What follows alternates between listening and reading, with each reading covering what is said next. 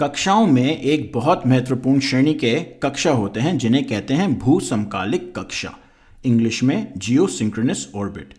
क्या होता है भूसमकालिक कक्षा? जैसे नाम बताता है, भू यानी पृथ्वी, सम माने बराबर और काल यानी समय। तो भूसमकालिक कक्षा हुई वो कक्षा जिसकी परिक्रमा काल भूगोल के समान है, यानी उसकी परिक्रमा काल एक दिन की है, जो पृथ्वी की घूर्णन काल भी है 24 घंटे की।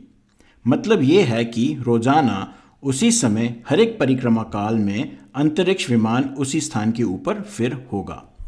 असल में भूसमकालिक कक्षा में विमान 24 घंटे में मध्य भूमि रेखा के उसी स्थान के ऊपर 2 बार आएगा, एक बार आरोहण में और एक बार अवरोहण में। भूसमकालिक कक्षाओं का एक विशेष और महत्वपूर्ण केस है भू स्थिर कक्षा, जिसे जियोस्टेशनरी ऑर्बिट कहते हैं। तो भूस्थिर कक्षा वो भूसमकालिक कक्षा है जो मध्य भूमि रेखा के ऊपर होता है। क्योंकि भूसमकालिक कक्षाओं का परिक्रमण काल पृथ्वी के घूर्णन काल के बराबर होता है, तो भूस्थिर कक्षा में विमान की घूर्णन गति मध्य भूमि रेखा के बराबर होती है। इसकी वजह से भूस्थिर कक्षा में वस्तु हमेशा मध्य भूमि रेखा के एक स्थान के ऊपर ही रहेगा, यानी उस स्थान से उपग्रह स्थायी नजर आएगा। तो भूस्थिर कक्षा का नक्शे पे पथ कैसे दिखेगा? ये आसान है, वो सिंपली एक बिंदु होगा मध्य भूमि रेखा के उस स्थान पर जिसके ऊपर वो भूस्थिर कक्षा है। पर तिरछा चलने वाला भूसमकालिक कक्षा का पथ नक्शे पे कैसे दिखेगा? ये उतना सरल नहीं है। वृत्ताकार का भूसमकालिक कक्षा के भू अनुपथ नंबर 8 की तरह दिखते हैं। यह किसी एक देशांतर पे केंद्रित होंगे और बीच से इन्हें मध्य भूमि रेखा काटेगा। मध्य भूमि रेखा से आरोहण के दौरान ये पश्चिम की ओर जाते नजर आएंगे और फिर पूरब की ओर। अपने अधिकतम अक्षांश पहुंचने के बाद ये फिर मध्य भूमि रेखा के उसी पॉइंट के ऊपर से फिर गुजरेंगे अवरोहण में।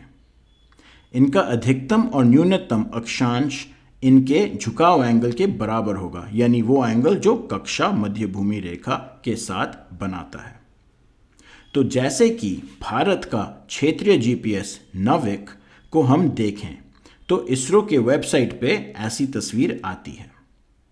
यह दिखा रहा है नाविक का उपग्रह मंडल और उनके कक्षाओं का भू अनुपात। हम देख सकते हैं कि नाविक में कुल 7 उपग्रह हैं। इनमें से 3 IRNSS-1F, IRNSS-1C और IRNSS-1G भूस्थिर हैं, जो अफ्रीका, हिंद महासागर और इंडोनेशिया के ऊपर हैं। इसके उपरांत 4 और सैटेलाइट भूसमकालिक कक्षाओं में हैं, जिनके झुकाव एंगल 30 डिग्री के हैं।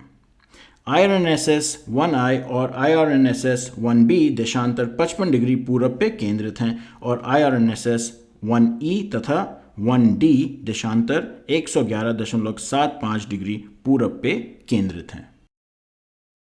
और गहराई और विस्तार में जानने के लिए देखिए YouTube चैनल इसरो करता क्या है, जहां आपको रॉकेटरी और अंतरिक्ष विज्ञान की खूब जानकारी मिलेगी। लिंक नीचे डिस्क्रिप्शन में मिल जाएगा। और please like, share, subscribe, comment करें। बल बुद्धि विद्या देहु मोहि, हरु कलेश विकार। जय बजरंग बली।